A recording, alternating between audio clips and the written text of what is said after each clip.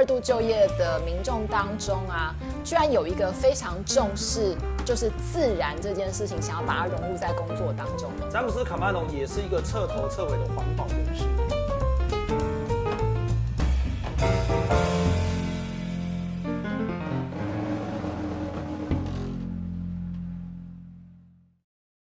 嗨，大家好，欢迎来到世纪职涯发展学院。我们进行的是生涯发展说书人的单元。我是寇宝老师，大家好。我是菲尼老师。菲尼老师非常有经验哦，曾经帮助了上万名的对象啊，进行这个职涯的一个辅导分析，帮助他们找到人生的方向。但是我很想请教菲尼老师啊，有没有在你辅导对象当中有那种就是年纪稍微比较大，二度就业啦，或者中年转职的这个案例呢？其实还蛮多的，因为我们会去就业服务中心服务嘛。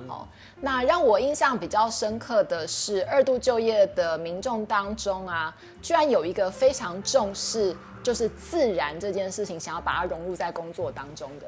自然是说想要就是亲近大自然、投入大自然这样。对，然后想要把这个精神就是跟他的工作做一个结合，而且他已经57岁了。57岁要投入自然哦。所以你有想到什么，就是什么样的名人呢？他其实基本上也是很想把这个什么自然保育啊，或是自然环保爱地球这种概念呢，就是跟他的工作一起做结合的。讲到自然环保爱地球啊，我第一个想到的人啊，就是我们的奥斯卡影帝里奥纳多皮卡丘。哈，有这个人吗？里奥纳多迪卡皮欧啦。里奥纳多，你说那个帅哥嘛，很帅嘛，对，他现在还是帅啊，对不对？对，现在里奥纳多啊，大家想说他就拍电影嘛，对啊，得过奥斯卡的，然后这个到现在没结婚，有没有换很多女朋友？你现在是在讲他八卦？对，八卦方面这样，然后但是他这电影真的，而且他是迷因梗王啊，很多迷因都跟里奥纳多的片子有关哦。但是大家忘了是啊，因为我追踪了里奥纳多的 IG 啊，寇本真的很有研究他的 IG 啊全部都是环保。他 IG 甚至没有在宣传自己的电影，怎么可能？真的，他 IG 全部都在讲环保，就是他是一个彻头彻底的环保人士啊！哇，真的是超乎我的想象哎！对啊，其实里奥纳多是一个真的环保主义者，他还甚至啊去那个美国白宫啊跟总统游说，希望可以通过一些法律啊对这个地球生态比较好，所以他是个环保人。那为什么呢？是因为里奥纳多年轻的时候，他拍了一个片子啊，叫做《海滩》。我没有看过，所以是一个比较那个刺激的那种动作片的类型。可是那个剧组啊，当时为了拍摄这部片子啊，在泰国当地啊，其实有破坏环境，砍了蛮多树。所以片子上映之后啊，当地的居民跟环保团体就抗议，就说你这个片子啊，就是对这个环境本身是有害的。可是这件事情启发了里奥纳多，他从这个开始之后，他就真的认真研究环保的议题哦。所以原来是从拍一部电影里面唤起了他的对，环保意识。然后我被骂了，我干脆就好好来做环保，他就真的去研究，还有基金会哦。对，所以他是真的蛮力行在投资环保，他连奥斯卡颁奖典礼得奖都要讲环保议题。哇，真的挺酷的，很酷的一个人，对不对？对。不过因为你刚刚就讲到50几岁啊，我就想到说 ，OK， 里奥纳多还没有那么老了，但是呢，我又联想到另外一个人，跟自然也是非常有爱的是谁呢？那个人是把里奥纳多推上高点的人。你是说就是把他推到高点的导演吗？没错，他应该说他生涯的高峰之一啊，就是他拍了一部电影叫做《铁达尼号》这我有看过，有看过《铁达尼号》。对，铁达尼号的导演你知道是哪一位吗？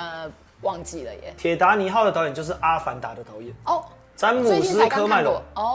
詹姆斯·卡麦隆啊，对，詹姆斯·卡麦隆也是一个彻头彻尾的环保人士啊。是吗？对，其实呢，你要没有拍电影当导演就赚钱，对不对？没有，詹姆斯·卡麦隆的内心最想做的事情就是爱地球。这个真的是蛮超乎我们想象，我们就觉得他就是个导演啊。对，而且你看《阿凡达》，阿凡达就是一些那种3D 动画，蓝色的人跑来跑去，打来打去。这样说起来好像也蛮好像跟自然无关，对吧？水之道都拍很多海水的东西。对，没有错。可是其实卡麦隆啊，他是一个彻头彻尾的环保主义者。他其实当初拍这个铁达尼号啊，他不是为了要拍爱情故事啊。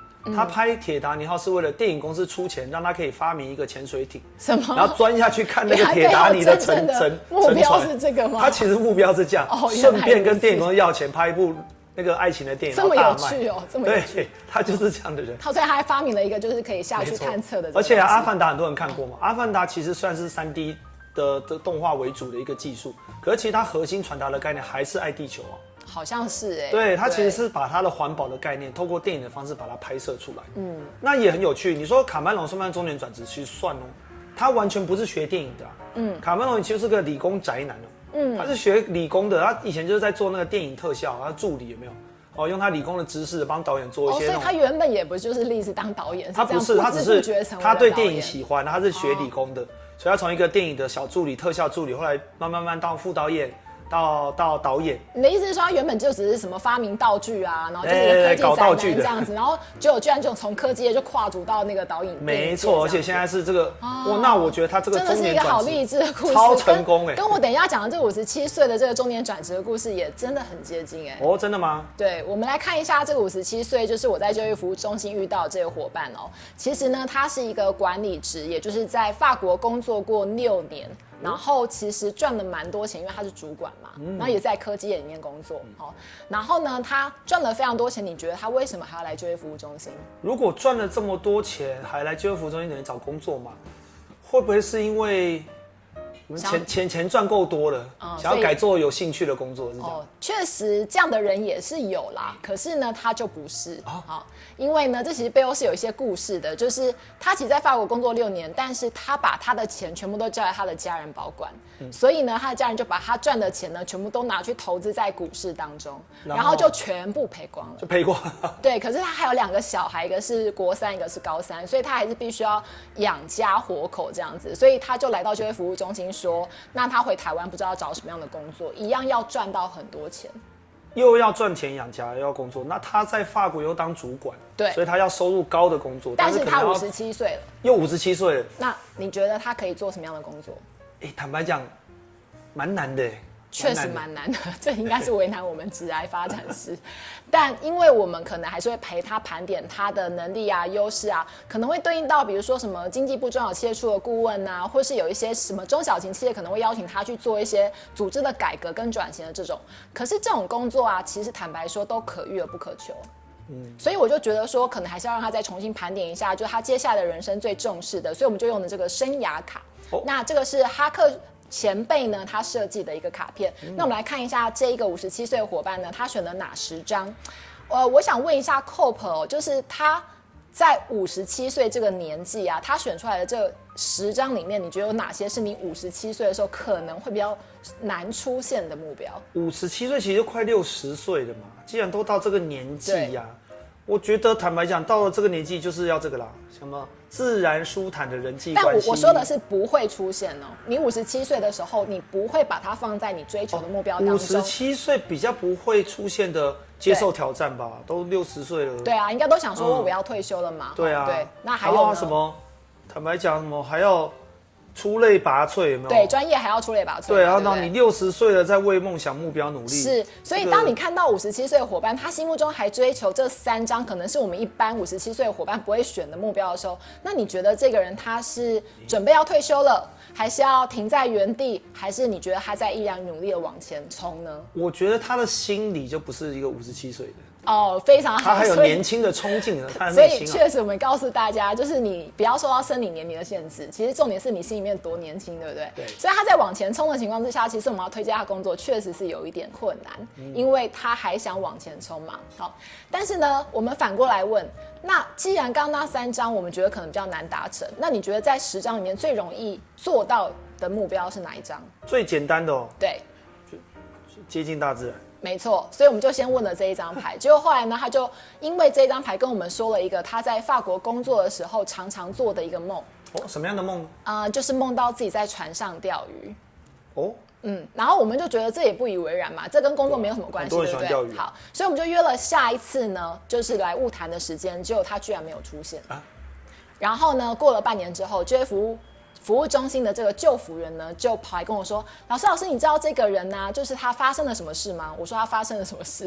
他说：“他考了就是一堆证照，然后呢，公司都抢着要他，在这半年当中。”哇哦，那他后来做什么样的工作？对，我也很好奇嘛，对不对？所以呢，我就去了解了一下，就后来发现呢，他居然现在是开贸易那个商船的船二副，船老二。他在半年的时间，就是考了所有需要上船的证照。Cope， 你先想一下就是在船上一个货柜可能就2-3千万，可能贸易商船可能就有几亿的这种资金。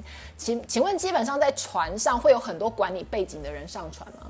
其实当那个开船的这样。感觉好像不多哎。对，并不是很多，所以我觉得他是占有优势，公司会想要他。第二件事情是，船上的船员应该都不是台湾籍吧？对，而且你提到他在法国当过主管，对，所以语言能力应该不错。对，没错。然后我们再回来看一下他的牌，就是基本上要管那些钱财的东西，是不是也要发挥诚实正直？对。那你觉得他上船当船二副这件事情，不是只有开船，他要管理整艘船？人事物嘛，对不对？那你觉得他还发挥了哪些价值，都很贴近他现在的？哇，你看你要管人，你人际关系要很好。对。那而且坦白讲，你要出海，你要接受挑战。没错。对，然后呢，其实也是多彩多姿的生活啊。没错。出海嘛，而且还可以参与文化艺术活动，对不对？而且他这个专业上面也要出类拔萃。没错。好，可是问题是上船这件事情是从刚刚讲哪一章来的？接近大自然。没错，因为我没有想到。怎么他会想到要去往船上的这个方向发展嘛，对不对？可是我就回想了当时他就是讲到这个梦，对不对？所以呢，我就实在是引发我的好奇，再去把他的资料调出来看，结果居然发现，你猜他的专科念的是什么科？是什么科呢？是念轮机科。所以你会发现他的人生又走回了他原本的那个原点，对不对？法国工作，对，最后又回到他轮机科学的东西，对，就是他后来可能没有往轮机科的方向走，可是他在他的人生57岁的这个时候，只因为他做了一个梦，然后接近大自然的这个部分，他是把它融入在他现在的工作当中。这是不是给我们一个启发？就是说，不管你学什么科系啊，什么专业啊。最后说不定都会用得到。是啊，所以只要你有心的话，就是你还是可以去在你的中年的时候，你还是可以去学新的东西。那基本上我觉得这个57岁伙伴真的蛮励志的，所以我今天把他的故事分享给大家。哇，那这个如果我们的这个观众啊，也是有那种2度就业或中年转职的话，我觉得这是一个蛮好的例子。对。就是我觉得是一个值得大家可以有一些启发跟学习的对象。对啊，然后当然这是他选出来的这个牌卡啦，我们也是把牌卡给大家看。如果现在在看影片的你啊，你也是这个可能中年要2度就业或是中年转职，有没有哪一个牌卡它会很符合你现在心中的一个想法？欢迎你留言让我们知道哟。当然有可能你是正在工作中，可是你可能心中有个想法，例如我们刚刚讲到卡麦隆，我们刚刚讲到里奥纳多。他们做的拍电影的工作其实很大的目的，接近大自然，而且做到环保。那如果你也是这样的人，你希望把某一个想法灌注在你现有的工作上，也欢迎你留言选择你的牌卡，让我们知道哦。好，如果大家还想要听更多有趣的故事的话，欢迎大家就是按赞加小铃铛，然后我们就下次再继续讲故事给大家听喽。那就下个影片见喽，拜拜。